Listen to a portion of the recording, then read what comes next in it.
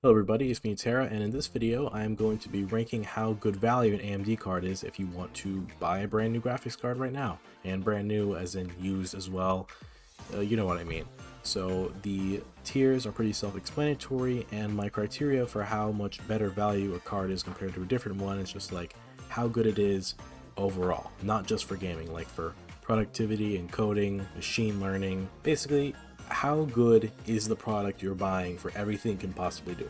Anyways, let's start off with the RX 580. This is a very popular budget card. It still can play a decent amount of games. The encoder is okay. It does have H.265 encoding. It's still not great. I mean, you can go watch some of my older videos. I was using an RX 580 then, or RX 590 then. It wasn't super great encoding wise, but hey, productivity, just because this card is still like $50–$60 and still just kind of works just as a get stuff done kind of GPU, still good for basic productivity, decent value. Next, we're going to do these two in good value but niche.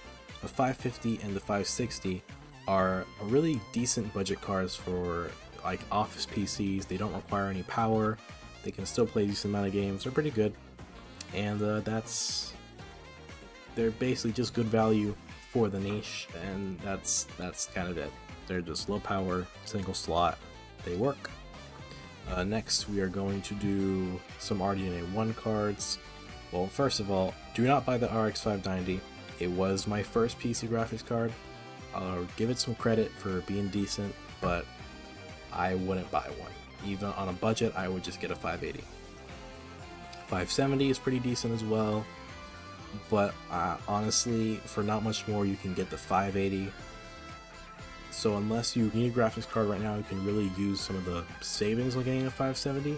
Just save up a little more and get a 580. 570 is bad value.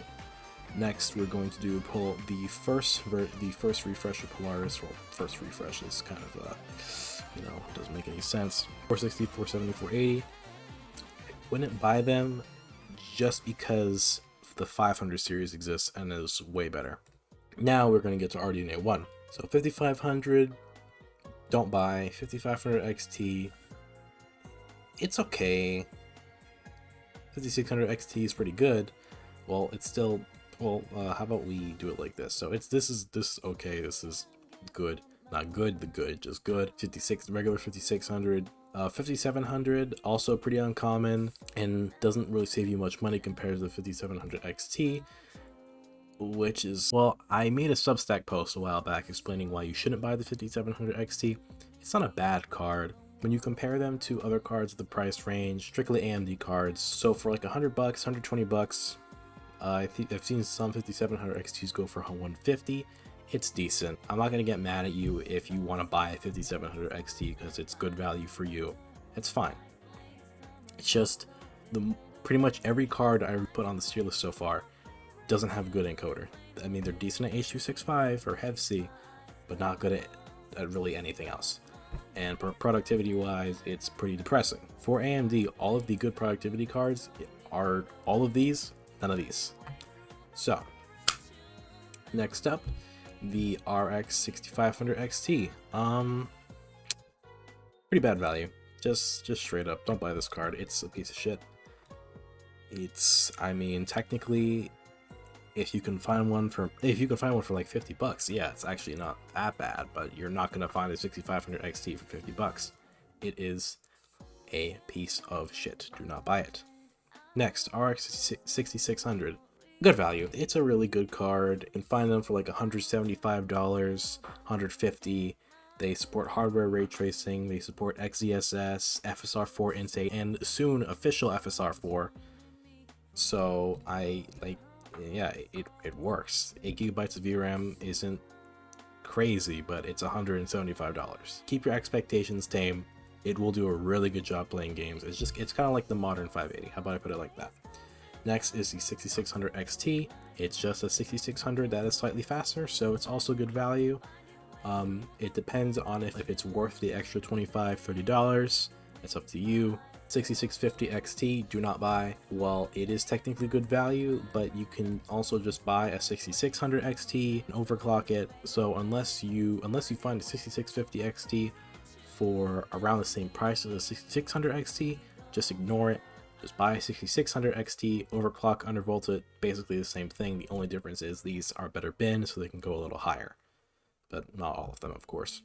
Next is the RX 6700. This card is a little odd because it is the PlayStation 5's graphics card. Spec for spec it is. It's not a bad card. It's kind of in the same spot as the 3080, where it just has 10 gigabytes, where is that 2 gigabytes really going to help you? It does have a pretty good encoder though. Well, all RDNA 2 cards do, minus the 6500 XT. It does have hardware ray tracing, and I mean, honestly, those 2 extra gigabytes could be used for LLM. You know, it's decent. It's all right. I would buy a 67 over 5700 XT. Let's put it like that. 6700 XT, best value, S tier, just S tier value card. If you can find one for like 250, 280, like honestly even like 280, that's a pretty good card for around 280 bucks. It's not the best ever, but like, hot damn, it's a very good value card. It's efficient, 12 gigabytes of memory, it does its job, no complaints. 6750 XT, it's in the same spot as the 6650, where it's technically good value, but you can just buy 6700 XT, overclock, undervolt, it basically gets the same thing, unless you really want those 2 Archer frames, or you really think that if you get lucky on a bin, you'll just go super high. Anyways, 6800, I saw it for 340. That's a pretty good deal, honestly, especially for if you're trying to just get into LLMs. That ain't bad. It could still be better, but like, I'm gonna have to say good value. It's a good value card. 6800 XT. The problem is now we have these 2 cards, 6900 XT. I just wouldn't. These two, and of course, do not buy 6950. So the problem with the 6900 XT is that at this price range, you're starting to get into high-end RDNA 3, and I don't want to spoil it, but let's just keep going for now. You'll see. So RX 7600, do not buy. Buy an RX 6600 or a 6600 XT. The RX 7600 is a card that exists. It doesn't really have any benefits over the basic 600. It's less power efficient. It's just the AI accelerators don't really help out very much. It can encode AV1, but it's still just not good value for that encoding. These are like $299, like $280. You can get a 6700 XT for about the same price as 7600. Just don't get it. Next is the 7600 XT. It's okay. It's decent value. Honestly, I'm torn because it is technically a bad value card. But again, it's 16 gigabytes of memory. Some people need that for their workload. At the same time, you can get a far faster card that also has 16 gigabytes for about the same price, and that card would be the 6800 and the 6800 XT. I know I clicked on them in the wrong order, it's okay. So next up, 7700 XT. It's not that bad of a card. It only has 12 gigabytes of memory. Rasterization wise, it is pretty good. And it's starting to get to the performance level where, yeah, if you can find this card for like 300, 350, and you can take advantage of the architectural benefit, because this is about a 6800 XT level raster. I've seen these go for like 350, 400, about the same price as 6800, the 6800 XT. The only thing you're missing out on is technically less overall compute, but better gaming performance, better encoder, and a better FSR4. I would honestly say the 7700 XT is a good value card. It's not great, but it's good. Now, how about some actual great value cards? 7800 XT, 7900 XT, 7900 XTX. This is a crazy lineup. These 3 cards are all fantastic in their own way. 7800 XT trades blows with the 6900 XT, really good ray tracing, 16 gigabytes of memory, and this is like, these 3 cards are pretty good. I mean, the 7900 XT you can honestly argue is only like maybe good value, but still a great performer, great machine learning, great productivity. Like RDNA 3 is really when like AMD productivity became good. This is like really good shit right here. Like if you buy a 7900 XTX, you'll be well off. Great for it's fantastic. 7800 XT.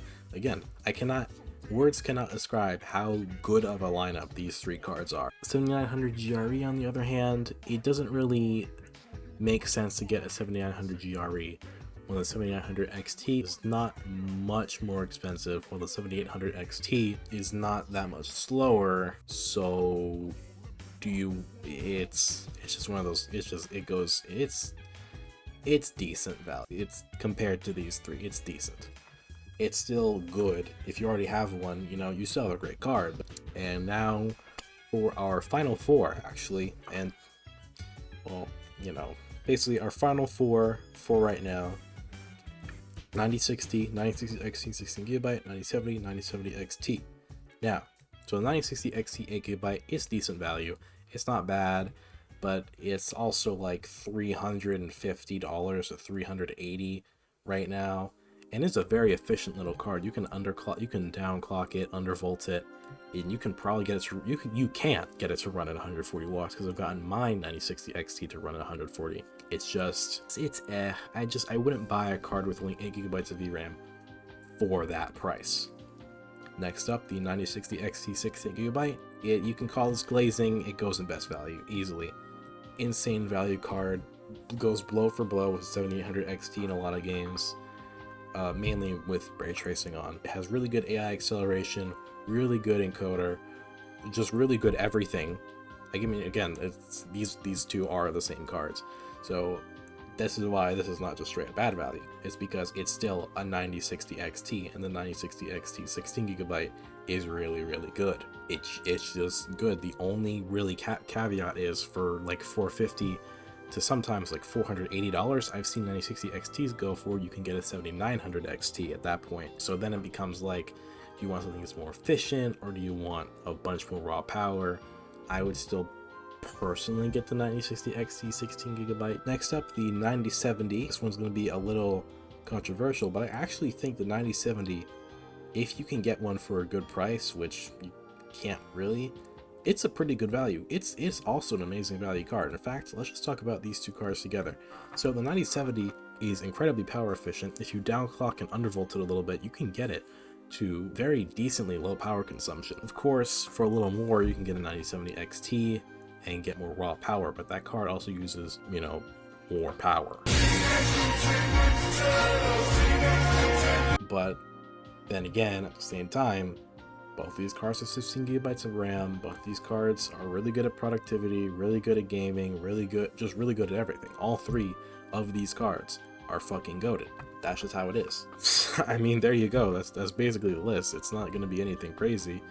It's just, I can still recommend some of these cards in decent, but otherwise, I would just get, basically, these are the AMD cards right now you should be aiming for if you are trying to buy an AMD card right now. You can ignore everything else and be fine, except for maybe the RX 580. Honestly, we can put this up here because it's kind of a budget niche in a way, because, well, it is a great budget card because, well, it is. So basically, these are the cards you should buy, and these are the cards you should avoid. That's it, basically. So thank you all for watching. I hope you all enjoyed. If you want to argue with me, or if you think some of these rankings are a little off, feel free to. And if you want any deeper explanations, just ask and I'll tell you in the comments. I don't really care that much. And I will see you all in the next video. So peace out.